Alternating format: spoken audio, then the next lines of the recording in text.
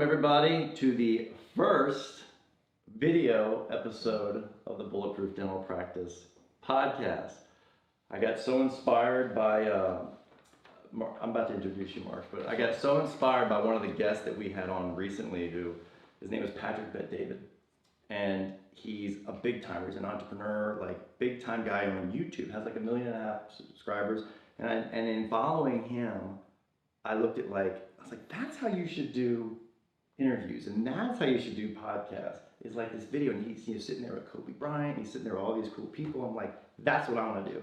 So, given that you and I live in Atlanta, given that you and I are friends, I'm sitting here with my buddy, Marc Hodulich, in Atlanta, and I'm about to introduce him, but I wanted to take advantage of being at your awesome, amazing house, being the fact that you're in town, take advantage of my amazing videographer, Bo, and get some cool content for the Bulletproof Dental Practice YouTube page, because it's been a little anemic, and I'm getting tired of the Zoom.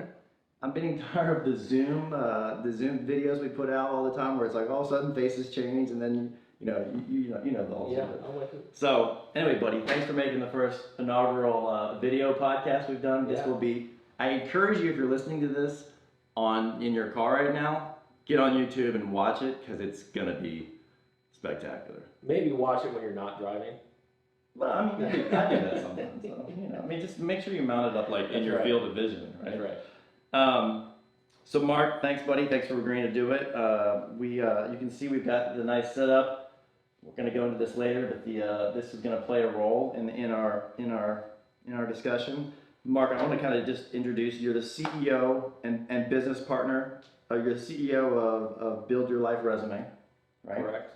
And you're business partner with Jesse Itzler, who wrote the author of the Living with a Seal and Living with Monks. That's correct. I know a lot of my colleagues, I know a lot of my friends have read that book and love it. You're father of 2 boys, you're an ultra marathoner, endurance athlete, and your most recent thing that you've really been spending a lot of time on is this event called 29029, which our mastermind is committed in full force to do, which I want to unpack that, because I think a lot of the people that listen to this podcast, it will really resonate with them. The message will really resonate with them, as it did, with our group. I've got a lot to unpack here, so give a little context of who you are, and a little background of who you are kind of thing. Yeah, thank you. So I did a podcast yesterday, not near this fun, and it was not on video. It was a Zoom podcast. See, they all are. I like the direction you're taking. Yeah, you're certainly go stepping up. my game up a little. Yeah, bit. I mean, I'm not LeBron James, so you can only go up from here. Well, it was Kobe. Yeah, that's right. Oh, it's Kobe. It was Kobe. It was Kobe. That's right. So you can only go up from here. But I got asked to describe with 2 words, I am, and then to follow that up what it is, and it really put me on the spot. And I started thinking about it, and I first identified myself as a father. I think that's just because growing up, my dad, and I'm still very close with my father, but it was seeing the way he interacted with my sister and I, and seeing how much he enjoyed being a father. I think the first thing that I really wanted it to be when I grew up was a great father and dad. And I think with that comes, showing your kids and putting out a great example for them, and trying to do your best in things. So I was always an ultra marathoner. I never even ran a marathon until 2 years ago. And I think that was to show my kids that I could do hard things, and I used to be a runner in college. And so I first identified myself as, a dad and a husband. For those of us who don't know, what's an ultra marathon? It's anything over 26 miles. So typically the first distance over that's a common distance is a 50K, which is 31 miles. That's kind of the most common distance, and I've kind of gone a little bit further than that. I've done a couple 100-mile runs in a little over the last year, so that's kind of been an area that I'm playing with and starting to find a lot of fulfillment in doing. That's crazy. So you identify yourself first as a father, but isn't it cool how But you ran in college. You actually ran. You were track. You had a lot of records in track, and you went to Auburn, right? Sure. Yeah. So obviously that is then morphed. I mean, I don't think anything happens by mistake, is where I'm going. And so this is kind of morphed into, maybe because of meeting Jesse, it's morphed into a cool business model that you can really just get behind, because it fills the buckets of your life. Yeah, I mean, running in athletics and taking care of myself and challenging myself has been something I've been doing since I was very young.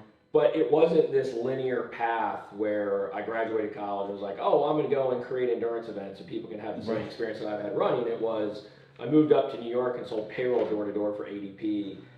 And that was, 2003. It was a tough time to get a job in financial services, and I was a finance and accounting major. And it was like, well, I got to do something to make income. Well, I looked for a good job and ended up getting a job as a management consultant, and always had this creativity off to the side, wanted to be doing something, and started creating challenges and events for my friends.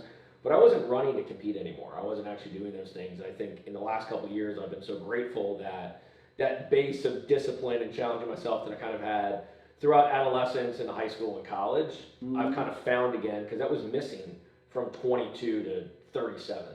I wasn't going out and doing hard challenges and things like that. In the last couple of years, I found so much fulfillment by kind of, finding that as Jesse would say, that bucket of my life. We all have these different buckets, and that kind of adventure challenge bucket has been something that I've really been focusing on, and that's actually turned into a business with Jesse.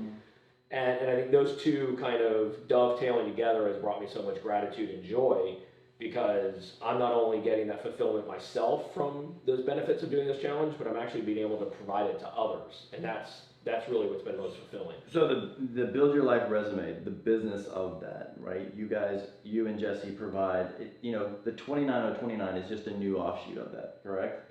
Yeah, I mean, it wasn't really the way we scripted it up again. I think that none of this has really gone according to plan, but that Jesse's personal brand is almost Build Your Life resume. Right. And a lot of what Jesse talks about and what's super inspiring, what he lives, he's very authentic, is, having a life full of experiences. And that when you look back and you're 80 and you look back on the things that you did, it's not going to be how much money you made, it's not going to be the car that you drove or the house that you lived in. You're going to remember those really indelible memories of what's going to mark what happened in 2007, what's going to mark what happened in 2015. And those things could be a trip with your family. It could be some camping trip gone wrong. They don't have to be expensive experiences, but it could be your first Ironman, it could be your first marathon, it could be some big fundraising event that you did. And that we decided that what was really missing was that a lot of online courses, a lot of things, continuing education, were focusing on, how to get Instagram followers, how to improve profitability in your business, how to improve your sales techniques. Nothing was focusing on how do you actually focus on building a life resume. And we had also, at that same time that we were working on that, we'd created this concept called 29029, which is 29,029 feet, which is the height of Mount Everest. And our idea was that an experience that we wanted to create for people was this unbelievable challenge. And it's really hard. There are harder challenges in the world, but it's hard to think of a larger challenge than climbing the world's highest mountain in the world. And our idea was that that's not attainable for most people. It's years of training. Not for this guy. Yeah, or me either. And it's maybe $80,000 to $90,000. It's a trip to Nepal. It's 6 to 8 weeks. You might die. Stacking, yeah, you good chance you die. You start stacking all those variables, and we thought, well, what if we had an Everest-sized challenge, but something that was as big as running 100 miles, took as long as running 100 miles, but it was actually much more attainable and approachable to people. And the idea was, well, we'll rent a ski resort. We'll build our own base camp, like you're at base camp of Everest, but we'll do it in luxury glamping tents. And we'll give people 36 hours to hike up this mountain and take a gondola down and repeat until they've climbed the vertical height of Mount Everest. So every time you go up the mountain, you're gaining 1,700, 1,500, 2,000 vertical feet. And, if you're gaining 2,000 vertical feet, we need to do it 14 and a half times before you get to the height of Everest. And what we found is that that's not only attainable, but it's very doable if you're willing to put in the time. And if you're willing to be committed to a goal, you get the benefit of, very akin to what it's like to experience Everest. We've had people who have climbed Everest who come and do our event. That's great. And they find equal satisfaction in a much different way. I'm not saying this is near as hard or that you're going to walk away feeling the exact same thing as being on top of the world. But for a lot of people, this is as close as they're going to come to something like that, and they get a lot of those same benefits. Hearing you talk about it when we were at a mastermind retreat, we all committed to do it because it was super inspiring. And I think just you giving some context of, yes, it's a physical event, but the ramifications of have you seen it do to people personally? It's symbolism. It's just one more step. And I think as dentists, we go through periods where there's highs and lows, just like all of us. But in dentistry, we get a little bit more myopic about our environment because we're in the same spot. We're dealing with this, small mouth, having people say, oh, I hate coming here. And sometimes just, it's not doom and gloom all the time. I think that what resonated with me when you're saying is, look, leaning in, taking one more step to getting to your goal, because sometimes the difference between a success and a failure is just saying, I'm just going to do one more of these. Right. And honestly, I'm scared shitless to do 29 next, what is it, October? Next October, yeah. In Vermont, but I'm also excited because it's been a while since I've really challenged myself and been scared about doing something physical, and because it's mentally challenging as well as physically challenging, sure. Right? But it'd be cool that a lot of my friends will be there, and so I'm definitely gonna encourage that the people listening, if that's something you want to look into, check it out, because the story, I'm looking at you and your wife, even your wife doing it, and you kind of I'm reading her stories, and it's tell some more. Tell some stories about this. I want to hear about the branding that goes on in every lap, and tell everyone what it is. The idea. Thanks for the setup. The idea behind this was that having done a handful of endurance events, starting in 2016 and 2017, when Jesse and I were launching this in 2017, I had one very clear mission, which I wanted to be the best endurance weekend on the planet. Not event, but a weekend. And we set a very lofty goal that we would never compromise anything about the experience for profit. It would always be focused on the best participant experience possible. And what I found was that when I did, a large endurance event, whether it was running 100 miles or doing an Ironman, you finish and you go your separate ways. So 2,000 people do an Ironman, but you don't celebrate together at the end of the race. You all go your separate ways with your families, and that the idea behind 29 and 29 was that you're taking on something together as part of a community, and that it's not a race. So there's no age group awards. It's you self-score it. So every time you go up the mountain, you take our brand, you take Cattle Brands, branding irons, and you burn into a wooden board your laps. So at Stratton Mountain, it's 17 laps up the mountain. And so you're doing your own counting all the way up the board until you get to 17.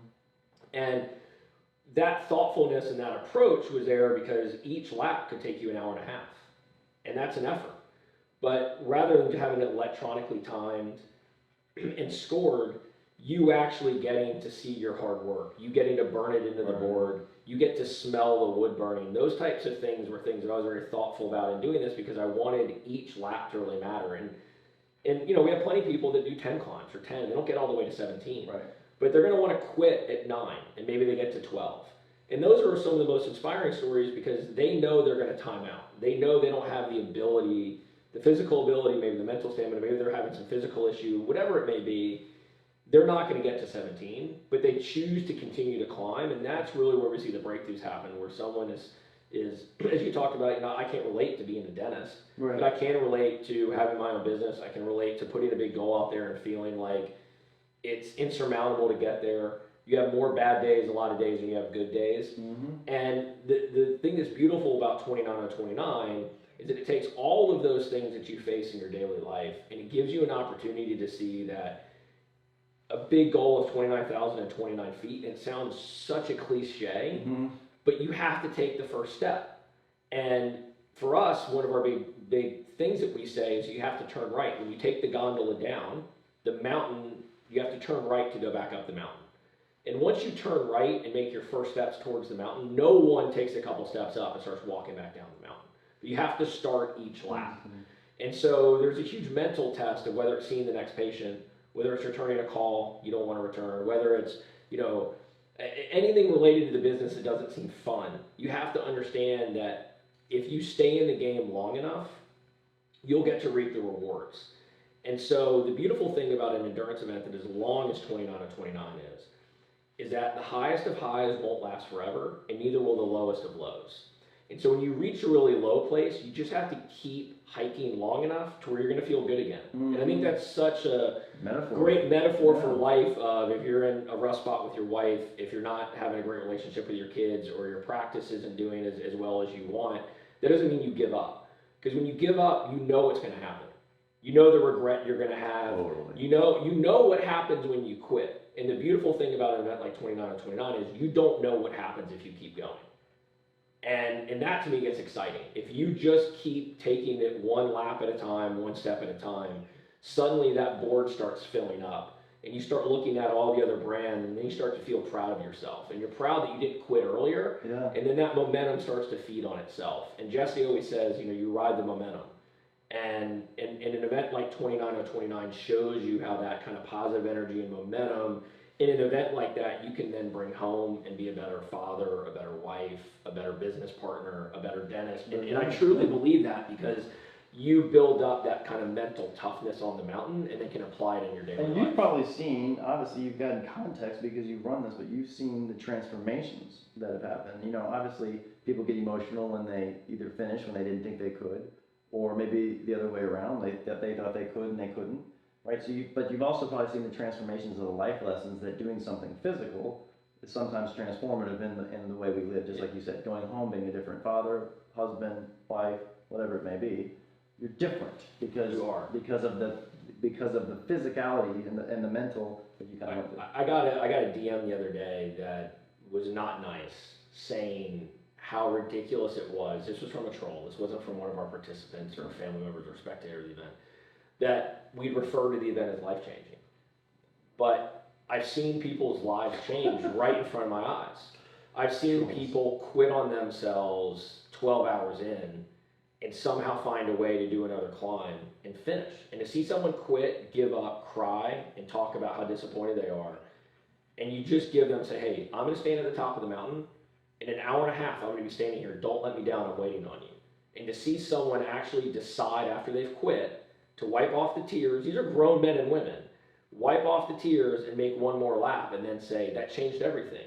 To know that you cared, to know that you were waiting on me, let me know. And that's what I want for people. I want people to have that growth. And some of the stories that we've seen are people, they're not endurance athletes. 80% of our participants have never even run a marathon. So you're going to be in good company. I mean, maybe you've run a marathon. I've never asked you that. Maybe you have. But I can run like a 5K. Yeah.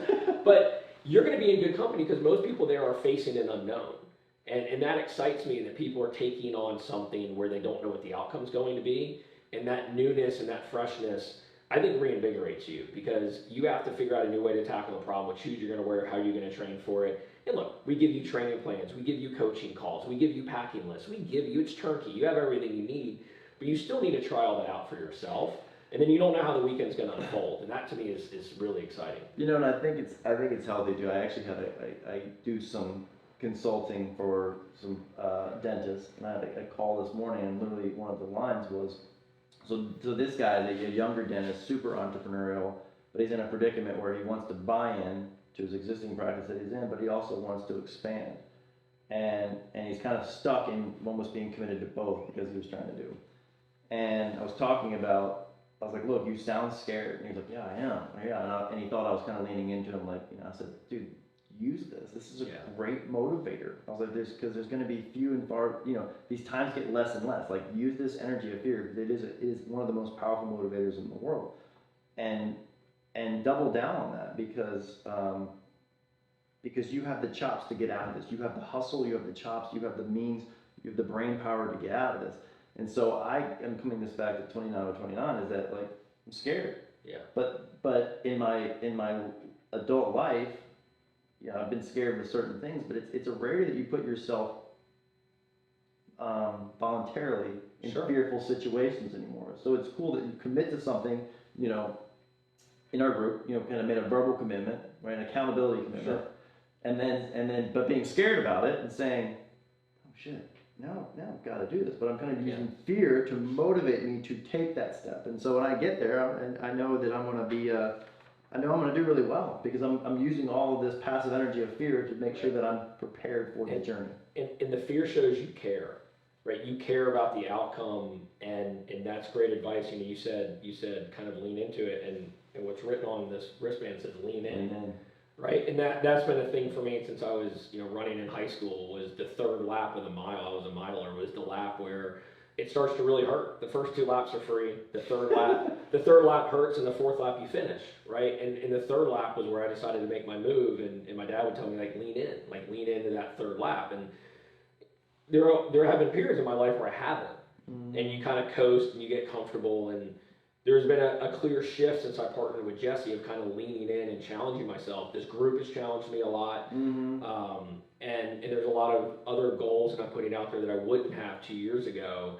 And I hope others that do 29 or pick their own event, whatever they are, that these endurance events are a great forum to show that what you think is hard really isn't that hard, and that you're tougher than you think you are, you're more committed, but that fear shows that you care. And I think that's really important, that it's coming from a healthy place. It's going to lead you to an even better place. And I think being like, this podcast is, we don't talk about dentistry per se. It's a business of dentistry and marketing and such. And I think when you can be okay, when you can be comfortable being uncomfortable, right? Like, and being okay with the fact that, like, yeah, this journey is going to be a little bumpy, but it's going to be full of growth, right? Whether that's, the big thing in dentistry is you hear about people wanting multiple practices or wanting to grow their practice, which is daunting and scary because it's the fear of the unknown. Never been there. It's the mountain that we've never climbed, metaphorically speaking, to that, right? And so others have done it, but like, can we do it? We don't know. So it is just cool to draw these. I think there's so many parallels in what you do versus and what you've experienced in 29 versus even dental journeys, right? There's analogies in which way you spin it. Tell me a little bit about, like, kind of what are the, since you are a business owner, tell me one of the hardest business situations you've been in where you've had to lean in and change. It very timely asked us. It was last Thursday. No shit. Okay. So you stay in these luxury glamping tents, and they're tents at the end of the day. They're nice canvas tents like you'd see on an African. So last Thursday was the event. Last Thursday, Thursday we had our second event of the year in Vermont. Okay. And I arrive on Tuesday. My team had arrived on Sunday, but all the tents are getting set up, and you sleep, on a mattress with a comforter, and there's a heater in your tent, and it's as comfortable and as nice as you're gonna get for a tent. And there was a nor'easter that was being predicted, and it was coming through. A what? A nor'easter. So that's basically when a couple systems come together. Like a blizzard. Low pressure. Yeah, it's not good. Let's just say that, right? It's like a hurricane over land, really. Okay. And they're starting to say, the winds could get up to 50, and the tents are rated to 70 miles an hour. They start saying, the winds could get to 60 and 70. And participants didn't arrive until last Thursday, and this is all happening on Wednesday. And so we've got the whole tent village set up with all the swag laid out in people's tent and name cards and handwritten welcome notes, and we're done, we're set up. And overnight, between 11 and 4, the winds blew up to 95 miles an hour. So I wake up to basically Fire Festival Thursday morning, and the one thing that I've always said is that you can't put a price on your reputation. Yeah. And so I had a business previous to this. I had 2 businesses previous to this. One went really well and had some financial success, and one didn't. And the one that didn't, when I shut it down, it was an events business, and rather than just shut it down and walk away from an LLC, the second toughest business decision I've ever had to make was a conversation with my wife and saying, hey, we're going to cancel the last 4 events, and even though we've lost money, we're going to personally, as a couple, refund everyone's money in full. Because I can't buy back my reputation, and even though it's a $40 ticket to do a beer and running event, that times 5,000 people gets expensive. Yep. And yet that $40 to that person means a lot, and they can't go and bash me, even though they still did, right? Yeah. Even though I gave them their money back, they still wanted the experience. They were pissed they missed But that was a very tough decision that's paid dividends over that, because I wasn't the guy that hid behind an LLC. I was the guy that said, hey, this business didn't work, and I'm going to refund you all of your money because we're not coming to your city. And I use it as an example because I was faced with this really tough decision of, we can probably make the tents okay. Some of the tents got wet. We can replace those. We can replace bedding. But I don't know if the structural integrity of any of these tents was compromised. And if one of these tents were to fall, because it was still going to be windy, I could never live with that. And it wouldn't really hurt someone. It's canvas, but it would ruin their experience. It would have them question if this is the best experience. And so as a backup, we've always put a very large block of hotel rooms through the resort. And so I'd had a plan B, and I've been thoughtful enough to think about that for years. But I told our team within like a 30-minute decision, before everyone arrives today, we're moving everyone to hotels, the entire operation, and it's going to be at our own expense. And it was a hard decision, but once I made the decision, I felt so confident in it, knowing it was the right one. And then it was just addressing 250 people who were expecting to stay in a tent, and just being honest with them and saying, hey, look, no excuse. 90-mile-an-hour winds came through last night. I don't feel comfortable with you staying there, and we've decided out of our own pockets that we're going to put you up in a hotel so you're all comfortable. And it was a very hard decision because there's profitability. Are we going to be able to get it done as a staff? Are people going to have the same experience? But it went back to what's our mission for people, and what's the vision for how we want this experience to play out. And it was that we wanted it to be the opposite. We wanted to be the opposite of Fire Festival. We want this to be something where no matter what your expectations are, we exceed them. Right. And I think showing that we were willing to do that for customers has been the best thing that's ever happened to this business, because we showed we were not willing to compromise for profit or for ease or for operational ease. Safety, yeah. When quite frankly, 85 to probably 90% of the tents were probably fine. I just wasn't willing to risk that, and if 5 people were going to have a bad experience, I wasn't willing to have that. I wanted everyone to have the same experience. So that was very timely, but it was a week ago, and it gave me a lot of confidence in just knowing if you always do what's right by what you've set up for yourself and saying, look, this is what's important to us. These are the values that we're going to go by. It was very easy for my staff and all of the contractors and all the volunteers and kind of the unsung heroes to say, yeah, we're going to get on board with that. You know, We're going to go with that. do you feel a trait of a powerful leader is the speed of decisions that they make? 100%. And not going back on them. Yeah. That if you make a mistake, admit that it was wrong. I make many mistakes, and I hope my team understands I admit when they're wrong. Yeah. And say, hey, this wasn't the right mistake, and here's what we're going to do. But in that, there was no time to question it. There was no time as they started going and pulling out sheets and being like, hey, 8 out of the last 9 tenths were dry. You know, my team was trying to tell me, hey, like, maybe this isn't the right thing. And I was like, nope, we can't. Because if the next 5 are wet, that's unacceptable. And we don't have time. We don't have time to get everyone in hotel room time to have the same experience. I know if we stay focused on this, we can deliver it. And by the time people arrive, we'll have a wonderful experience. But if we start second guessing ourselves, it's going to lead to a really messy Especially situation. when you're leading people. And again, you know, I'm weaving this back into dentistry, but you know, I've seen people who hem and haw on decisions, and they want to wait till it's either super safe or they have adoption from the people that they're leading. Right. And then by then it's kind of moot because something's been created in their absence of making the decision, whether it's good or bad. Right. But you know, I've always been, you know, unfortunately a little impulsive in making decisions, and to my detriment, right? Like I say, this is what we're doing. Right. And like you said, I've been, you know, you said you've been wrong many times. I've been wrong more than I probably want to account for. But there's also been wins in that. Sure. Right. And I think that really, like you said, your team didn't question it. They really got behind you when you said, this is what we're doing. And the speed is important too, because I'm not saying that you shouldn't think about big decisions and sleep on them and get counsel with that, for sure, right? But in decisions like that, it saves energy. Mm-hmm. You don't realize how mentally draining it is, and then how physically draining it is to have this decision you keep going back and forth on, you can't decide. There was such a freedom of saying, this is what we're doing, and now let's come up with the next 7 things that need to happen, and now we can move forward. Rather than sitting back and continuing to question things, there was a freedom that I had of saying, okay, now I know what I need to hold each person accountable for, and I know what our new plan is, and there's no looking back on it. And it worked out really well. It was our best event to date. So it's funny. We have a mutual friend, Hank, and you and I do. I'm not talking sure. about him. But he and I have been talking a lot about something that I told him. I'm like, look, do you know why Mark Zuckerberg and Jeff Bezos, like, they pretty much wear the same thing every day. They know exactly where their food is coming from. Like, they don't have. They don't have decision fatigue. It's decision fatigue. Right, and so there's a limited bandwidth of the number of of decisions you make, and especially as your business gets more complex or you're leading more people, more is coming at you.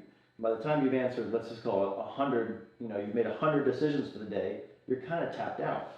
So the more that you can take those pointless decisions off of your table, or instead of kind of just sitting around and deliberating about a decision, that you kind of have all the full due diligence on, you're just not choosing to make that decision, get it off of your plate, make the decision and cut, and then move forward. But so anyway, Hank and I have recently been talking about decision fatigue, because he's got such clarity with what he's doing right now, and it's just nice. And I said, maybe because you've eliminated some decisions out of your life, which he has. He's got a personal assistant and all these things that I've been like pushing him to do. Right. Anyway, that was cool. You talk a little bit about, I did my research in this. Yeah. Makes me nervous. I am an experienced podcast. That's right. Not a video podcast. That's right. But you talk a little about something that I really liked seeing, and it was kind of being selfish. And before we hit record, you were saying how that was maybe a lesson from Jesse. But I think, again, as being individuals that a lot of people depend on. Your family depends on you. Your employees depend on you. The same with me. Being, I always tell my wife, I'm like, look, if I go down, there's a lot of things that happen. The family life changes detrimentally. There's a lot of employees that count on me to make the right visionary decisions and day-to-day things. So if I go haywire, there's reverberations throughout families, my employees' families and their kids and all these things. So you talk about being selfish and kind of like, and I think this is important for dentists, and I really want to talk about this because the business of dentistry is super draining. We're on a schedule. We're on a very tight schedule. We're dealing in a mouth that's wet, that's right. It's small. The success and failure is plus or minus. Let's call it a tenth of a millimeter or whatever. Putting a crown on a tooth. Let's just say. Right. And then we're dealing with tight schedules and running a business and managing people. All the while, people may show up late, right? So my point is we get drained all day long, right? In our industry, like probably all industry do, but I'm playing into dentistry, right? Of course, yeah. So I like when you actually, I remember talking to one of my mentors he didn't really know he was a mentor at the time, but I was in dental school at the time, and I remember just having what's it called? I guess man crush on this guy, just watching him out and being a big time dentist, and I was in dental school. I said, what are your big secrets to success? And I never forget, he wrote me 5 things. And the first, and actually the third one, his name is Tom Trinkner, he's over in South Carolina. And he said, dentistry is going to be hard. Take care of you, your mind, and your body. Because without that, everything else around you will suffer. And I think the more and more we do dentistry, it's physically taxing, it's mentally taxing. So I want you to talk, I know I just kind of went on a thing, great. But I want you to talk about, there's certain times you need to be selfless in your life and certain times you need to be selfish, and kind of when to evaluate. Yeah, so I would weave it into the thing that I feel like most business owners, professionals are struggling with is balance, right? We're either all in on work, we go all in on something else, and it's tough to find that harmony where everything's in sync. And then I don't want to say I've given up on it, but what I've figured works for me and works best for my family is that there are going to be times where you need to be all in on your practice, or opening a second practice, or a partnership, or whatever it may be. And you need to go all in on that. And you need to tell those in the world around you that, hey, the next couple weeks, the next couple months, this is what I need to do and why. It comes to communication. And that's doing something for your employees, for your partners, all that type of stuff. But when it's business, it may not always be doing something for you. And for me, what's been important to have is a big goal out there that's not related to business. And mine have been physical in the last couple of years. And it's something so big on your calendar that it scares you, that it'll shape kind of your journey over the next year. But that selfishly, you're going to walk away and be really proud of your accomplishment. So for you to be 29 on 29 next year, and that may change how you eat. It may mean you get a couple more hours of sleep at night. It may mean you drink a little bit less. I mean, tequila's clean, so that's fine. I'm not going to say you can't have that. And we're going to talk about the tequila. We have oranges and cinnamon here. There's a special meaning to it. It's special. It's important, I think, to do something where you're the sole beneficiary, and it's not about other people. And so for me, it's when I cross a finish line, it's about my journey, but then it's about the journey of all those who supported me. So I've been selfish in that, but a lot of people have given to that. So I want to make sure that I give gratitude for my wife and my kids and my parents and those that have supported me, and then swing the pendulum back to them and say, hey, look, I've been selfish for a bit, but the one thing I don't want to have late in life, and I got this from Jesse, is resentment. I don't want to look back and say, well, I was trying to provide for the family and I was trying to make sure that these employees got what they needed and my business partner wanted to grow the business, so we did this. But I didn't do things for myself. I never took that trip to Croatia. I never, hiked that mountain, or I never ran that marathon. And I think it's important to find out and carve out time for yourself. It doesn't have to be that huge goal. It doesn't have to be a 29 on 29 or a 100-mile run. But maybe you want to read more. Maybe you want to learn how to play the guitar. Maybe you want to learn how to play chess. And those are some of my goals. I want to learn how to play the guitar, and my youngest is really damn good at chess. And I haven't learned it. So I want to learn how to play chess, and those are my goals for next year, of carving out time for myself that it's time with my son, but I'm going to learn a skill out of it. Yeah. And those types of things may mean that I'm not in the office as much. It may mean that it's when you're training for something big, maybe there were date nights that my wife and I didn't have. Yeah. And so you do those things, but then you can't continue to be selfish. Like when I learned that skill of playing chess or the guitar, right? I need to then find something to do with the family. And my point is just finding something that you're going to get growth and fulfillment out of that's for you, but then to make sure that you're that supporting and caring person on the other side that lets your spouse or your business partner or your kids find their way to do that too. You can't constantly be doing that for yourself. I really love that you're saying this, because I think most of my adult life I've struggled with adopting someone's narrative of, oh, get a balanced life. And I never could do that. Yeah. And finally I kind of adopted, like, there's no such thing as a balanced life all the time, because it gets out of whack, like you're saying. There's sometimes you're all in, right? And I think if I had done a better job of communicating the vision of what I'm trying to do, the big rocks that I'm trying to move in my life, it would have been a lot less friction in my life, whether it was from girlfriends or now spouse or children, right? If you kind of communicate, like, this is what I'm working on right now, and then I'm going to be done with that, right? Right. And then I'm going to swing that pendulum back to you, right? I think people are really okay with that, but I don't think there's so much of a thing as there's a balanced life, but you don't go through that, like, homeostasis, which is a kind of a medical term for everything. And not to cut you off, but like, I don't know if that would be that intriguing or exciting.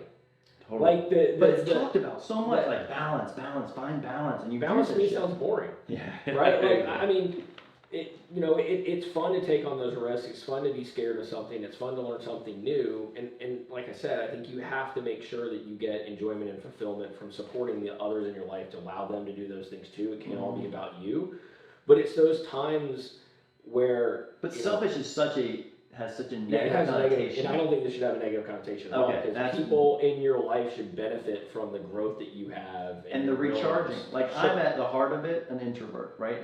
And so there's extroverts. My wife is a complete extrovert. Gets charged up by being around people, right? I physically get drained by being around people. The only way that I can get back up to my battery being is by alone in solitude. Yeah. And I think, just knowing that and being self-aware and knowing that I have to kind of take care of my body or else I will kind of self-destruct. Right. Has been a good life hack for me. But being okay with being like, I'm gonna be selfish right now, because I'm usually selfless. Right. And so it's okay to say that word and not be taboo. Like, I'm being selfish right now. It is, and the area that I struggle the most with is communicating it. Mm-hmm. Well, it's very easy to kind of talk about it on a podcast, and it's much harder to walk upstairs and tell my wife, like, hey, so the next 2 weeks is gonna be about me. Yeah, I don't do that well. It's more hindsight of like, oh, this is accomplished, and now I'm going to focus on you. It's like, well, thanks for telling me, after the fact. And I think I could be more proactive and not as reactive about it. But it does have a negative connotation. I think in this sense it shouldn't, because you should be living a life without regret. And I don't think your wife or your partners or your employees want you to be regretful about things. So it's important that you carve out this. It's funny you talk about the regret a lot, and I think that's a lot of Jesse's thesis is living without regret. And I have conversations with some of my friends and even Craig about, like, I will quantify things that I'm going to spend maybe too much money on or too much time on. What will my 80-year-old self think about what I just did? Yeah.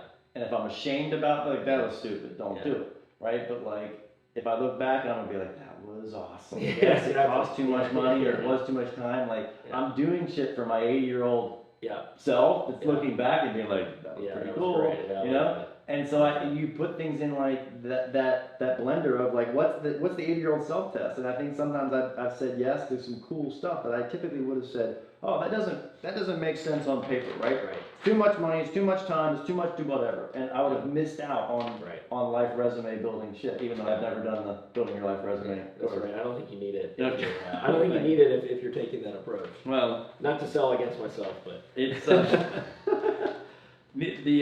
one other thing that I want to kind of touch on, because I think this is great, and you know, you are surrounded with a lot of powerful people. You know, your network is, you know, you get access to people who have done big things with their life. And when I listen to podcasts about the same thing, about hearing people that do it, it seems like a central theme, and it's almost cliche because I hear it so much now, is the gratitude that you have in life, and really being aware of that gratitude. And you know, I was kind of in my, you know, my copious research, Mark, right, looking at some of the stories where you're literally talking about, you know, the physicalness, and you being, instead of being, well, I want you to hear, I'm gonna read something. So it was when you were in a situation where you were kind of challenging yourself, and you said, I'm healthy enough to be out here. I don't have to push through this stretch. I get to push through this stretch. right. It's going to get better. I'm going to get better. I can do this. And then you wrote, instantly I was consumed with gratitude. I was only 3/4 of the way done, and I already felt different. Right? So tell me how like, the practice of gratitude, and you know, and I literally try and make myself do it every morning and think of three things that I'm grateful for, small, big, whatever, right? Right. And sometimes it's just simple as like, I'm really glad I've got 2 opposable thumbs, right? Not everyone does, and you know, and I'm breathing this in and out if I can't think of shit. And I try and be very conscientious of that, but you've had a little bit more context in the fact that, like, you've been in situations where you've done amazing shit, and but you haven't forgotten to be grateful for the position you're in, as painful as it may have been. It's something I constantly work on, so I don't want to say I have it figured out, but I told you that I wanted to delay to do this podcast for a few weeks because a little over 5 weeks ago, Jesse, I'm playing out in the backyard with my kids, and I come inside, and it's a Sunday morning, and we talk a lot, and we're friends, and there's really not business things that arise on the weekend. And there was a couple missed phone calls, a text from him, and then it says, check your email. And so I checked, man, why don't we just haul back into gratitude? And I looked in the email, and he'd registered for me for a 100-mile run, the Hennepin 100.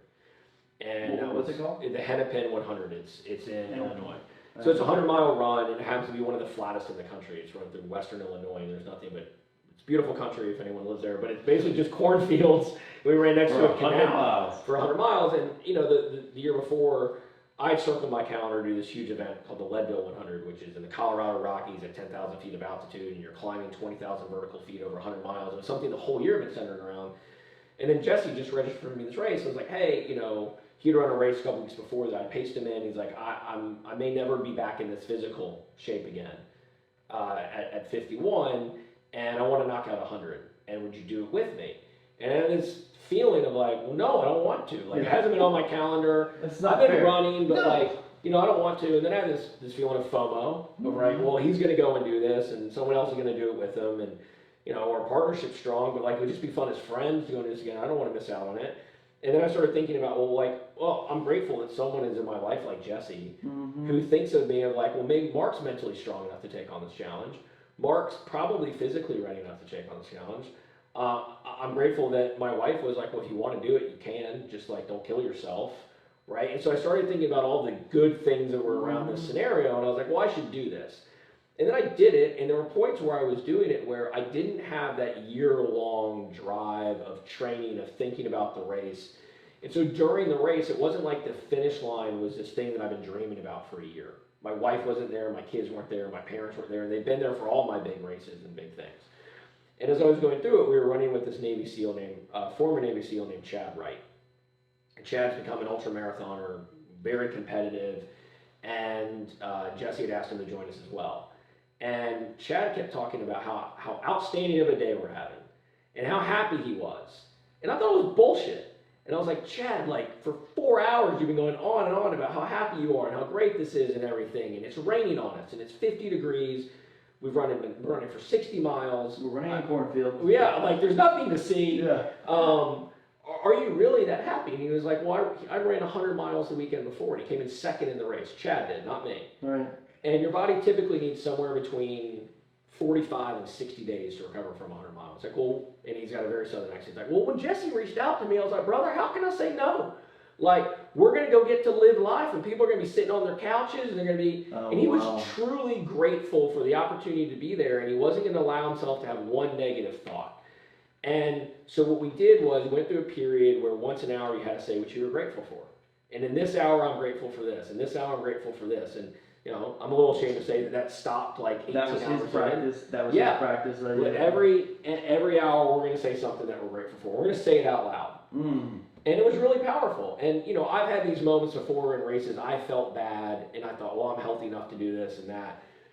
And even though I knew that, it was hard in the situation to pull back on that. And so you have to surround yourself with good people. You have to surround yourself with people that will challenge you, that will hold you accountable, but will also be a very positive inspiration for you and coach you. And that's what Chad did in that moment. He didn't even know he was doing it, but by his example of talking about how grateful he was and talking about how happy he was, you can trick your mind into anything. Totally, it's a psychology. So he was absolutely probably dying in terms of how his body felt. But he went through the day with a smile. And I think 13 years of being a Navy SEAL probably hardened his mind to be able to do that. But for me, I became grateful for Chad, and then I became grateful for Jesse, and then I became grateful for all these other things. And for a couple of hours, it was easy because I wasn't thinking about all the negatives. And I wish I could bring that to my day-to-day more, but it's certainly there. And I always say at 29 or 29, when people look in bad place, I'll say smile. And like they look at me like they want to kill me. I'm like, no, seriously, like smile. And if you actually force yourself when you're in a bad place to smile, it changes everything. They've done all these studies about it. I can tell you books and all that and the endorphins, but it's that type of thing of just being grateful to just have someone who cares is just enough to change your perspective on a real bad situation. It's funny that you talk about, you know, being great, even though you're in a pain point, right? Being grateful. I'm grateful to be here, and Chad's saying other people are sitting on their couch and we're running. Right? It's painful, it may suck, and it's cold, right? And I think there's so much, I think one thing that I've learned, and I'll tie this into dentistry, is that nothing, I don't think anything happens by mistake, and sometimes there's silver lining in all things that happen. And I'll give you, so in 2015, I was embezzled from a tremendous amount of money, almost $500,000. Partnership was breaking up because of that, and I had to take my life savings, wipe it out. My son and people who listen to the podcast know this story, but like I was done. I wanted to quit, hated dentistry, right? And it was easy for me to play the woe is me card, right? And I was done. I would wake up every morning and say I quit, and I was like, God dang, just do today. You can quit. Yeah. You can quit at the end of the day if you want, but do one more day. And I literally would cry at the end of my bed because it was too much. Yeah. You know, like the son was born premature. I was in the hospital all the time. Like just a lot going on. Marriage was probably not the hottest, but you know, so it was easy for me to play the I'm the victim, woe is me card, and I was going to quit dentistry, but I couldn't because I had going back to a lot of people depending on them, right? So, but I look back at that, right? Even though so I'm giving you a context of telling that I was playing the wrong messages and what the difference is in the dichotomy of the right messages and how transformative it is. But looking back on that, it was some of the greatest things that happened in my life. So at the time I'm going through it, horrible, I'm playing woe is me. And looking back, none of the things that would have happened in my life now wouldn't have happened if it hadn't been for this pain that I had experienced back in the woe is me phase. Yeah. Right? And I don't know if it had been changed if I had been like, oh, this is so great, it's happening, because I didn't have the foresight to think like how this could be a great thing, you know, embezzlement and partnership breakup would be a great thing for my career and my life. But I don't know, I think sometimes it's nice just to I guess what I'm saying is wherever you are, whatever position you are, it's nice to audit what you're feeling, recalibrate it, maybe feel thankful for it, maybe acknowledge that you're being a victim or not, and just be cognizant of what your mind is saying to you, right? Because they think that psychology can help you climb that mountain or get through that day, and that's physically or in our lives or whatever, you know, or maybe it's even our relationships even. Like you're saying, just kind of keep leaning in and auditing where you are, feeling how you're feeling. Yeah, I couldn't agree more. And look, I didn't go through something near that bad, but having a business that failed, I felt like each day was just worse than the day before. And I wasn't practicing the things that were great. Like, my wife couldn't have been more supportive. My kids were still happy to see me every day when I came home. Like, I had so many good things going on, and it was like I only focused on the one really negative, which, by the way, like, that's a big deal. Yeah. You getting embezzled from and losing your life savings, that's a huge deal, and you probably shouldn't feel great about that. And something would be wrong with you if every day you were walking around with a smile on your face. No, yeah, and I was definitely not. And you're right. And so it is hard to think about, but it also is one of those things where you realize the fact you kept going to your practice. I guess what I'm trying to say, from that I learned that now other little bad things have happened, right, small, but I've been okay to say, like, trust the process, because remember what happened when you were playing the woe is me card in 2000, and this too will pass, and it may be a little blessing, you just don't know. So put on a happy face and just keep going and trust that there's someone taking care of this. The thing that I like the most is you just stayed in the game. Right, you found a way to keep going to the practice every day, but But that may not be being grateful for everything. We're in a really shitty situation, but you didn't quit. Yeah. And again, I think if you're able to just to keep pushing forward, that to me is a really important part. And I always like to balance that for entrepreneurs is that doesn't mean to continue to pursue an idea that's bad and doesn't have product market fit, right? You know, like you got to be able to make a decision on like, hey, this isn't working. But if it's just something where you feel like you're going through a hard time, as you said, this too shall pass, and that's what ultra endurance in sport has just told me. The high, as I said before, the highest of highs won't last forever, neither will the lowest of lows. And so you just have to just keep moving, keep going, and you'll eventually find yourself in a better position if you're in a really bad spot. I love it. All right, so now we're coming to the end. We're going to talk about the tequila. Okay. Is that a good place to wrap? Is that a good segue? No, it's a great place. We just want to make sure we give credit where it's due to. All right, so I want to tell you. I want to tell you why. So I insisted that Mark bring this out because he exposed us to again our mastermind retreat up in Newport recently. He's like, guys, we have to do this, and I am not a tequila fan. Yeah. I mean, probably really good tequila like that looks like it is. But when you started kind of making this concoction of oranges and stuff, I thought this is going to be horrible. So, but I want you to give your credit where it's due, because this is a good, right? Like everyone needs. I remember going home and being like, I got a cool new not party trick, but like a cool social trick, because I don't have that many of them. Yeah. Like, I could be the star of the show somewhere. So now you're carrying this on to all of my listenership. Yeah, so I had done a vacation with another family. My buddy Ray Hicks, awesome guy, had brought a bottle of 1942 Don Julio. I can send it to my address. I'll give you for the shout out. So I'm not a big tequila drinker. I knew he was. I brought him a bottle as a gift. He brought me a bottle as a gift, funny enough. And so I went to, pour tequila on the rocks or something. And he's like, no, oranges and cinnamon. I was like, what are you talking about? He's like, we need oranges and cinnamon. And I was like, for the tequila? And he's like, yeah. So he cuts up all these oranges and he carefully puts cinnamon, coating the oranges. So if you are not watching, you have to make sure you do orange slices like you're a soccer mom. Like you're actually eating an orange slice, not like a garnish at the bar. You need a proper soccer mom, quarter of it, yeah. Quarter, so you get a real bite of orange, and then you coat it in cinnamon. And you get yourself some Don Julio 1942. Do not cut corners and get another tequila. It will not taste good at all. You want 1942, and you drink it neat, and then you bite the orange and eat the orange. And there's some type of combination between the aging of the tequila, the vanilla flavors with then the orange and the cinnamon, and it just really works. Literally, I remember being kind of, again, going negative Nancy about like, I don't want to take a shot on this, and it exploding with flavors in my mouth, and I'm like, oh my god, I never experienced that. Yeah, and then you'll notice there's 4 of these because it's just not right to have one. You're like, I have to go back and have this feeling. Let me do it again. Yeah, that's right. You're grateful for the first one, so you want to make sure you get the second one. So sounds like the beginning of everyone who ever tried crack. Like, that was pretty good. I'm gonna try that again. This isn't as addictive, I don't think. Not that I've tried crack, but from what I've heard.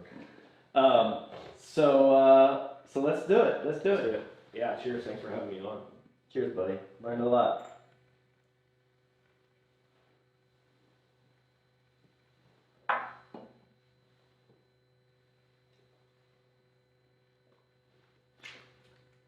That is crazy.